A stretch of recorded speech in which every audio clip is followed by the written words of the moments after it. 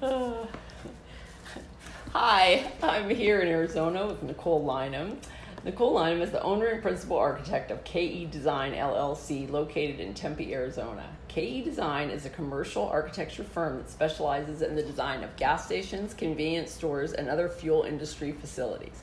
Nicole graduated from Arizona State University in 2007, obtained her initial architecture license in Arizona in 2013, acquired her firm in 2020, and has now expanded architecture licensing to 13 U.S. states.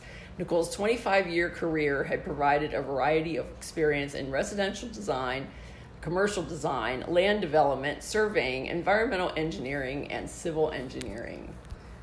Thank you for agreeing to do this podcast, Nicole. Well, thank you for inviting me to be here. Did you want to talk a little bit about your business? Sure. Okay. So, as it said in the intro, I took over my firm about 3 years ago, and I had been working with a civil engineer since 2007 before that, so 13 years, and I acquired the firm from him as he retired. So I gained a lot of experience from him and mentorship as he focused on the fuel industry stuff too, and so I've learned a lot from him and how to run a business. And he never really had the desire to grow or expand, which is something that I haven't been as afraid to do and been working towards. And I found that I really enjoy the technical side of that fuel industry and kind of the specific stuff that nobody really thinks about with it. At this point, I've got a few employees that we've kind of grown into, and we're still looking at trying to get things in a good spot to expand further. And I'm surprised. I didn't realize it was 3 years ago. So it was basically during COVID? Yep, it was right before COVID. Okay. It was right at the beginning of 2020. Okay. And having to transition and learn how to run a business while still actually having all the work coming in and dealing with COVID at the same time, and all of that is a lot to learn all at once. And so I know Nicole through Entre Architect, and we started to, we started conversing while we were in the Context and Clarity, which was a kind of an online Facebook forum that was started on April 6th of 2000 to kind of connect architects during COVID. So what are your first recollections of experiencing architecture? The first time stuff that I remember doing was as a kid. We used to go, I'm originally from Michigan and grew up around East Lansing area. And when I was a kid, I wanted to be a doctor and all of that type of stuff that kids normally want to do. And we used to go on vacation at least every couple of years down to Cape May, New Jersey, and on the coast. And it's got all the old gingerbread Victorian houses, and I used to love just looking at those. And I was really artistic as a kid, and so I would sit there on the sidewalk and sketch the houses. And then I would take pictures and go home and try and save up my allowance to develop the 10 rolls of film that I took while I was down there, all of houses. Yeah. And would take and sketch those at home. And then when I got to be about 14, 15, I realized, wait, you can actually make money drawing houses. There is a career that does that. And so I took my first drafting class when I was about 15, and I loved it. So that's what kind of got me into doing this, was just looking at the old houses, and originally wanted to get into like residential restoration. Is kind of what I originally wanted to get into. And of course life changes, and it's taken me in different paths, but And you have an extensive Lego collection also. Oh, of course. Yeah. That's of course. I think every architect, that's always been at least one of the early starts, is playing with Legos, and that's one of those ones that gets renewed every few years. What are 3 classic buildings that you like, and why? So the things that I do like, I've always kind of liked I know we got 2 different things. I've liked the old historical stuff, since that's really what got me started. Recently, I've got to go take a trip to Europe, and I get to see a lot of the old ancient buildings that I learned about in architectural history. And one that had always just fascinated me was like the Parthenon. And seeing how the detail that went into it, and even looking at the engineering and the perspective where none of the lines are actually straight. They're all just a little bit skewed to make it look like they're straight. Yeah. And so just those types of details that went into that have always been fascinating to me, because very few people put that much detail and thought into things anymore. Yeah. And then I've always liked kind of the industrial, modern, clean line type architecture. As I've gotten into more recently with the fuel stuff, I've started to get more and more fascinated with like the old retro gas stations, and mid-century modern ones. And the structures were a lot more minimal, but they were a lot more interesting and not just a plain box. And so I've started looking at those and enjoying those a little bit more than what I had in the past in that style of architecture. Yeah, there's a lot of great old ones out there that you just see along the road and everything. Yeah. I would love to be able to find one of those in town, which isn't possible because they've all been torn down, but just take one and refurbish it into my office. Yes. I may just need to move out of the city to do that, though. Yeah. Yeah, well, maybe you could move it into maybe you could move it to a lot. Yeah. Okay, old gas stations. And then did you have a third, or did you? Not really. Okay. So what do you like about being an architect? I like the challenge of having to deal with the technical side and the creative side and mixing it all together, which not that many things force you to cross that line on a daily basis. And it's always something new every day, and always something that makes me want to rip my hair out, but it keeps it fun and interesting to always have something new and challenging. And I really enjoy being able to help people. And everybody's kind of got this vision about what they would want to have, or what their dream house, or with doing the commercial stuff, everybody has like their idea of what they want their business to be. And especially with doing retail type stuff, their focus is going to be on their clients. They want to make money, but if you can make their clients' lives easier, then it's going to make their life easier, and it's going to make all of their customers, if you get a place that's really designed right, they're going to remember that, and they're going to be loyal to going back to that same place. So being able to help create those environments that really, especially with the small business owners, that really set them apart to help improve their business and improve the life of their clients. So it's kind of that chain going all the way down the line of helping people to just have a little bit better life. Yeah. Are you working on any charging stations for electric vehicles? We haven't done many of those independently, but most of the gas stations we've worked on over the last few years, the owners usually want to put at least one or two on it, just because that is coming. Yeah. And so they're starting to come in, and I always kind of look at that when it's depending on what type of gas station it is and what they're doing with it. I'm not sure I would recommend them for every gas station, even though a lot of them are like, okay, if things are moving away from fuel, we got to get on board with the other stuff. But you have to kind of make sure that where you're putting them, somebody's going to want to sit there for half an hour, which is not the case with a lot of gas stations. Exactly. So people go there for convenience, quick in and out. So that's one of the things I'm starting to kind of, as we're getting some of these, especially the independent ones, that gas station owners that we can kind of work with and advise them more, that if we're going to do anything with space or build something, if they want to put them, they need to make something that people will want to sit there. So it can't be just a convenience store. You're going to need to either do a restaurant or a coffee shop with it, or make it where it's like your local neighborhood market that people used to do, where you're going to spend 20 minutes in there getting your groceries and not having to go into the big grocery store.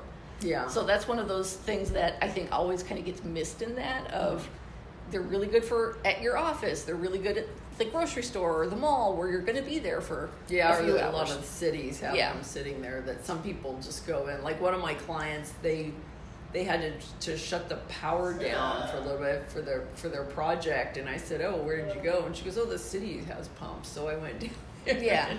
or has the charger, so she went down there and charged it. But how long does it take to charge them? It depends on which style of charger you put in, whether you put in the cheaper, slower ones or doing the high-powered ones, and whether people want to fill it up, or it depends on how it is. If you do a slow charger, it can take you 8 hours to charge your car. if you get one of the faster ones, and usually gas stations are putting in like the middle grade one where it can take you an hour. To charge an hour is a long time. So that's why to be for on a trip. people to put them at the office works good because people are sitting there all day long. Yeah. So if you're going to really do them in a small space or a short-term, quick in and out space like that, you need to get the faster ones, and you need to make it people can probably get half an hour charging the car if you get the fast one, but you still need to make it someplace that they're going to sit for half an hour with the kids screaming in the back of the car and all that type of stuff. Yeah. And depending on where the location they are too, like each gas station really serves different purposes depending on its environment, I've always kind of found. And so they wouldn't work in every environment either. Like I know you get a lot of the inner city ones that they're a little bit more rundown sometimes. A lot of them don't even have gas in them. They're just the convenience stores too. But they really do cater for the foot traffic. They tend to sell a lot more alcohol and cigarettes and things like that. But they're catering to that type of stuff. You're not going to get a car charging station. It doesn't make sense to spend the money for one. What's funny, there's one that's there's one that's in Hilo Bend. That's a Tesla charging, and it's by, I'm pretty sure it's by McDonald's. Yeah. I thought, I don't know whether it's still there or not, but yeah, they so do you have to charge like a Tesla? Do you have to charge, or can you just charge? Do you have to go to a Tesla You can charging get adapters station, for them, but usually it's more efficient for the Tesla owners to go to the Tesla stations. Okay. But but there are adapters you can get. But then I also had a friend that they rented a Tesla last weekend to go drive up to Lake Havasu and didn't really plan out the route and ended up running out of power and had to pay $150 to get it towed to the next charging station. And so I guess if you have one on a regular basis, you kind of know those things. Yeah. But they would be good for like along the highways because people are going to do that. Yeah. Your suburban ones maybe, but people aren't really. Usually they're looking for the convenient stuff in those. So you it's one of those things where I think that there is a place for it, but you need to make sure you're designing for it properly with this industry. Okay. Yeah, thanks for that. What would you like to say about the future of architecture? It's going to be interesting. I know it's changed a lot, especially over the last 50 years with all the technology and everything else that comes in, and our lives have changed drastically. And I think that that's not going to slow down anytime soon. We've seen even the last several years, and then now with AI coming in and everything else changing, I would say that the biggest things I'm kind of seeing going on, we're getting a lot more simplicity in our architecture, I think, and people aren't as focused on, kind of going back to the Parthenon, we don't have detail like that. And a lot of the stuff is really getting more commercialized, and they're looking at, okay, how can we just take and be cheap and do the same building over and over again? And we're starting to lose some of that uniqueness in buildings, so I'm hoping that does change. I'm not sure it will, because I think if we get more of the AI type stuff, I think we may end up moving more in that direction, and we'll lose some of that identity to our buildings. So there's always that worry too. And I think the last several years with COVID, everybody really has gotten this focus on, they want convenience in their life. What's going to be easy? Even before that, it was everybody got their cell phones now and expects instant responses on emails and everything, and fast food, and people aren't sitting there cooking dinner for 2 hours every night. And people really want what's quick and convenient and going to make their life easier. And they think that was a big change over COVID, that it made it much more so, because everybody got used to having your groceries delivered to your house and not having to even do any of that. I never had groceries delivered to my house the entire time during COVID, or since then. I've never had groceries delivered to my house. I started doing it towards the end of COVID and realized that it was really convenient not having to go to the store, and it's like a $10 delivery charge, but I'd spend a lot less because I didn't do all the impulse buying. I had to think about what I was ordering. And then that's also time that I'm not having to spend walking through the store trying to figure out what I want. And so it's saved me more time doing that, but I never would have considered that. And even now it's still kind of like one of those things that just seems weird, that I don't have to go to the grocery store anymore. My husband goes to the grocery store a lot of times if we need to. I used to do it. I used to go to Target during COVID just to like get away, and then there were other people in there that were like, I just needed to get out of my house. I'm like, yeah, I get it. I needed to get out of my house too. I just went. Yeah. I said I used to do that even before. I used to say, oh, I'm gonna go buy diapers. You know, oh, I'll get them. No, that's okay. I can get them. Yeah. Yeah. Well, and yeah. I've used to be very shy and kind of definitely an introvert and stuck in go to work, go home, go to work, go home. And then right about the time I took over the firm, or a little bit before, probably about 4 years ago, I'm like, and I was in the transition to take over acquiring my firm. I'm like, I really can't be an effective business person if I don't get out and talk to people and get outside of my little bubble, at least on occasion. So I was like, I got to start doing something to get that comfort level back up.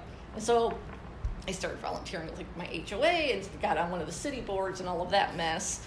And so it's kind of like my schedule got very full trying to do all that, and then having to run a business and then bringing on employees and having to train employees. So I'm like, yeah, that convenience of not having to stop at the grocery store after work when I'm tired and just want to go home is something that is definitely a draw to that. Yeah. And I think that our world is probably going to keep moving more in that direction. If people, it's like going to the Jetsons where you have your robot cleaning your house and everything's automated. And I would love a robot cleaning one. I know. Yeah. So it's one. I think that more than just the one that goes the around little the Roomba. floor. Yeah, not a Roomba like full on cleaning. Yes. So I think we're going to see a lot more of that automation coming in the smart homes, and even in my house, most of our light switches are smart switches. We can turn them on and off from our phone and things like that. And so I think that that's going to have a big effect on the future of our architecture, seeing what technology we can put into it and what the future technology is going to be. What else is going to come out that's going to automate our homes or impact the design of the buildings. And we're also getting all the energy efficiency requirements keep increasing. So how is that going to impact it? Because now we're like, okay, your standard wall studs a lot of times aren't thick enough to be able to get the insulation requirements you need in some spots. And so that's changing the design of things too, as that gets more important. And I know you're putting the insulation on the inside or the outside too. And just using it if you do need to use a 2x4. Yeah. And then looking at like with doing convenience stores where usually your front wall's all windows. Well, and especially in Arizona, well, that has a big factor on your energy. So it's not as efficient to do that. And so we're having to start minimizing those windows to meet the energy requirements. Or you're doing like triple pane windows and really expensive windows on it. And even inside there, they need to be careful on where they're putting their products, especially around here, because you cannot put chocolate on the front half of the store because it will melt. And so I think that as those energy efficiency factors come in more and more, that's going to change our design too. Yeah. Because we can't have the full window walls and still maintain, unless we improve the efficiency of the windows, which they are doing. But I think that's going to have a big effect on it too, of just what new technologies come out on everything and the energy efficiency restrictions and just looking at our buildings more sustainably. Yeah. So I haven't really talked to anybody about the AIA conference, but what did you like about the AIA conference? I'm assuming you like something. I like hanging out with my architect friends especially from the Entre Architect and the Context and Clarity, where we've gotten to know each other so well over the last 3 years, just online, where some of them I still had not met in person until recently. It's like, I know you, I talk to you like once a week, but we have not met. And even the ones I have met, it's maybe once a year, you get to see each other. So it was good kind of reconnecting with the people that I do consider friends that I don't really get to see too often, and just kind of catching up with everybody. I thought the keynote speakers were really good and very inspirational. And just kind of seeing what new products are out there and the new technology at the expo was good.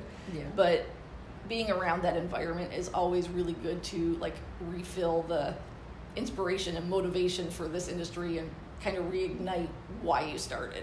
Oh yeah. So I that's always good to kind of get that built back up of, I do this for a reason. Yeah. And I do enjoy what I do, and kind of build that passion for it again. Yeah. And I took one of my employees with me this time, she had never been, and she kind of got the same thing from it, where at the end of it she was just extra motivated to keep excelling in her career. And so that was really good to kind of get that connection with one of my team members on that and see her grow through that experience. And get inspired to do bigger things. Yeah, I only paid for one day of the conference, and then the other one I was part of the exhibitor for the tech app that's come. Then I have the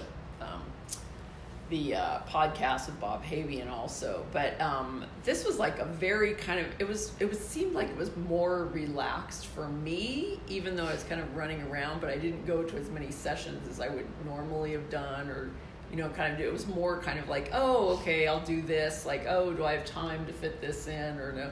It was more of a work conference of you had things planned throughout the whole thing. Yeah.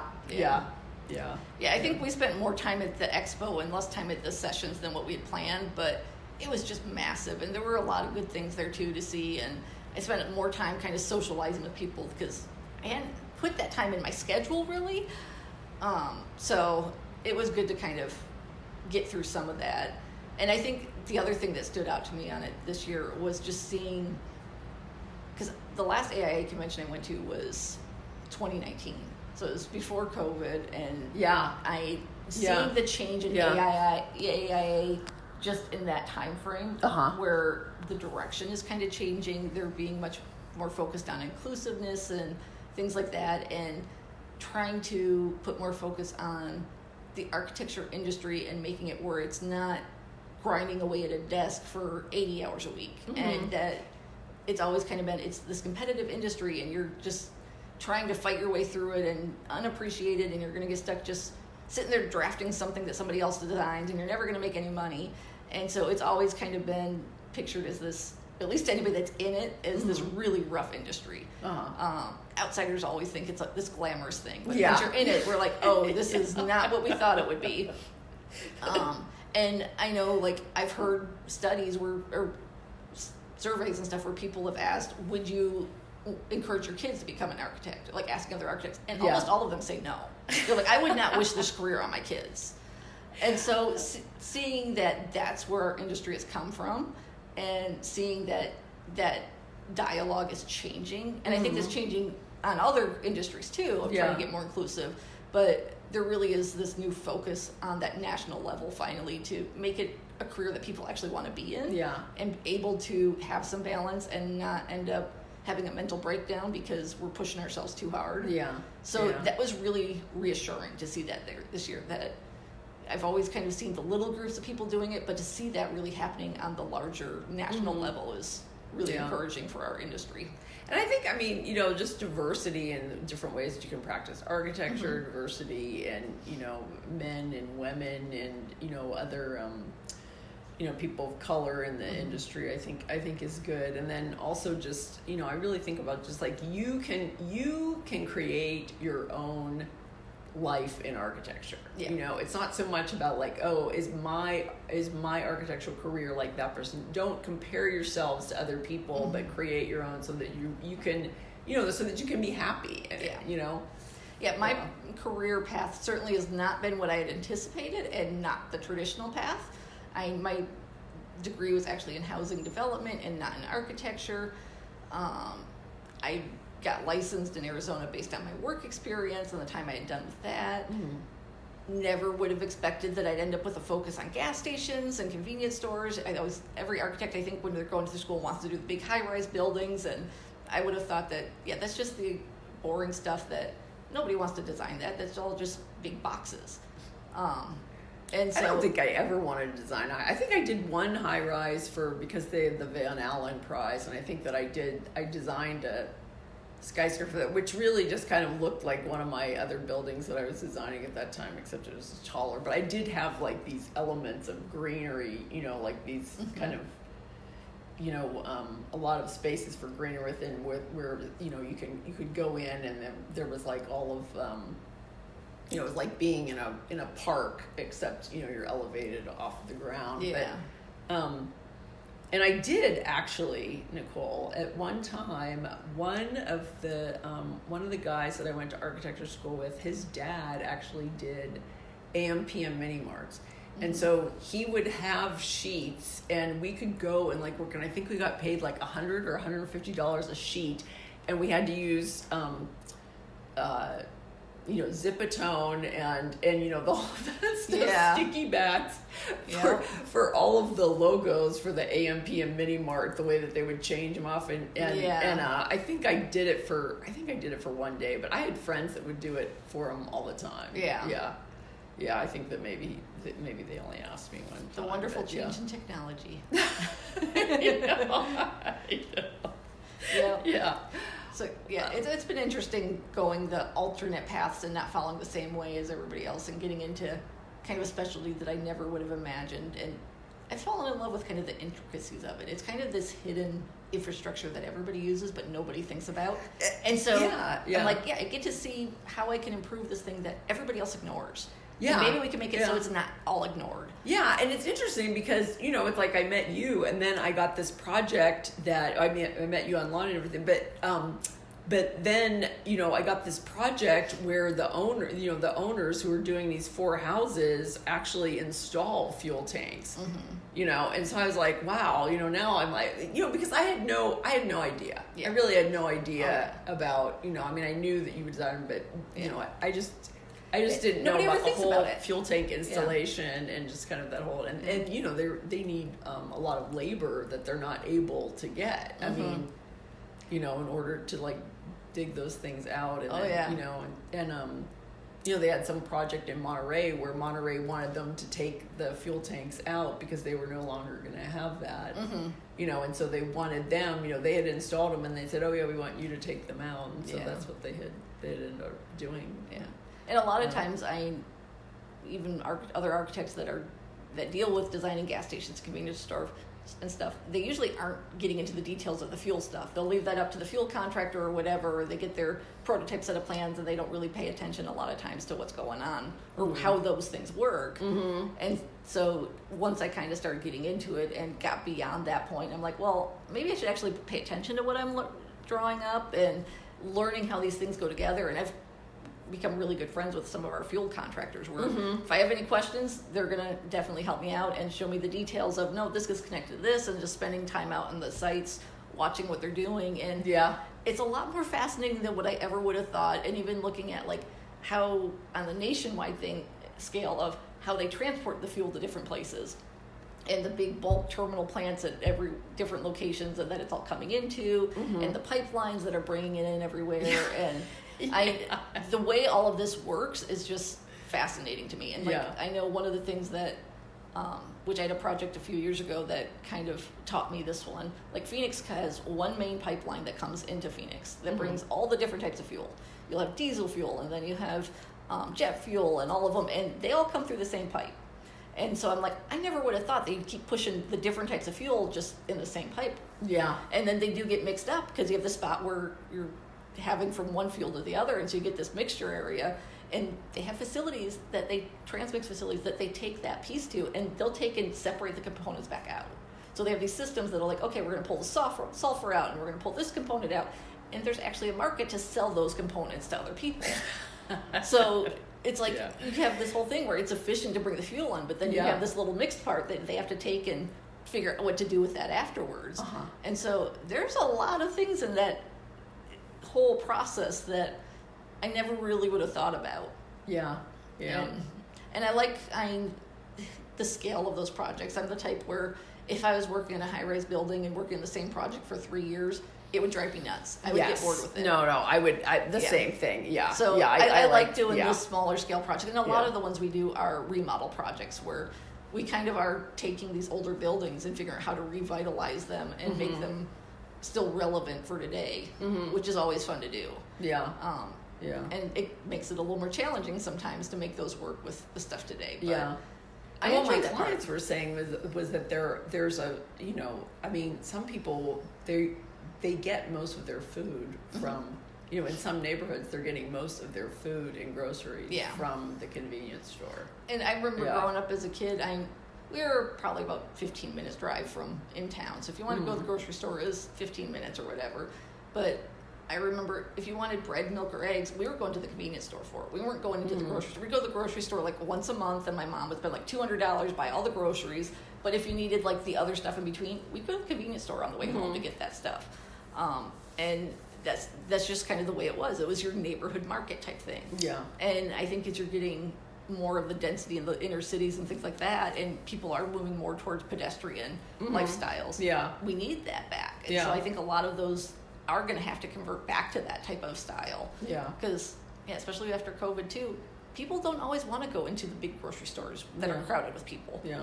Um, And I mean, there's, you know, I mean, I think that the stores are also, because I think that they're also improving the quality of the food that they're selling. You know, that there are, you can actually get fruit and vegetables in a convenience store now. And a lot of the convenience, especially the independent ones, are starting to get where they are putting more fresh produce in there, and they're doing more of the craft beers, and they're really trying to market to a different group of people than what they always have been in the past. So they really are trying to get kind of those young adults that are looking for the little bit healthier stuff and not just come in for a candy bar and beer.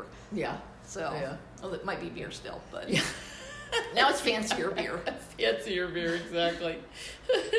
I don't want to call out any names. I'm just going to say, like, you know, Bud Light would be like the non-fancy beer, and then, you know, though I guess didn't they buy out one of the craft beers? Could be. Yeah. All the corporations are always buying out somebody. They're always buying something. Yeah. Okay. Well, thank you so much, Nicole. I mean, this is fascinating. You'll share some photos of your favorite buildings, and then also of your of maybe some of your projects. Okay. All right. Yeah. Thank you. Thank you very much. This has been enjoyable. Thanks, Nicole.